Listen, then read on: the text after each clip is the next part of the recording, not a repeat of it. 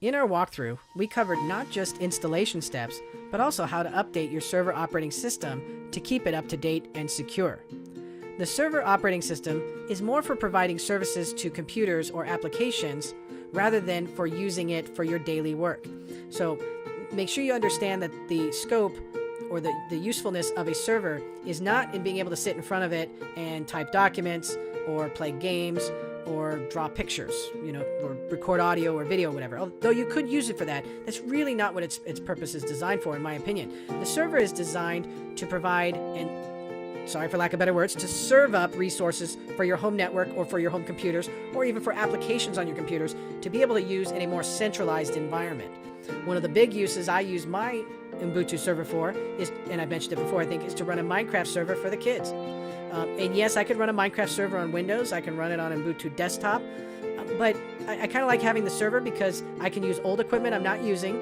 And I can run it off the server because the server doesn't need all that extra power and all that extra memory to run it, because it doesn't have all the overhead of a graphical user interface and all the extra processes that you have to run in Windows. And I don't have anything against Windows. I like Windows. I'm just telling you that, the server I actually run on old equipment, and it runs perfect. Nothing wrong with it. The only thing I had to install was Java, which was no big deal. So, I hope at the very least this course has helped you to be able to install Linux Ubuntu server onto your computer or virtual machine, and that you actually have a use for it. Whether that use is you're going to actually use it as a server, or you just want to play with it. You want to know what an Ubuntu server is about, and maybe you got some Linux commands from work and you want to try it, but you don't want to buy a whole new machine just to do it. Maybe you have some spare hardware. Maybe one of your kids are taking a Linux class, and hey, Mom, Dad, could we get a machine we could practice Linux on? And you'd be like, well, yeah, I'm going to install a Linux server for you here. Or maybe install the Linux desktop. But anyway, that's what I'm hoping that you'll find the advantage of this course is to help you to be able to install that.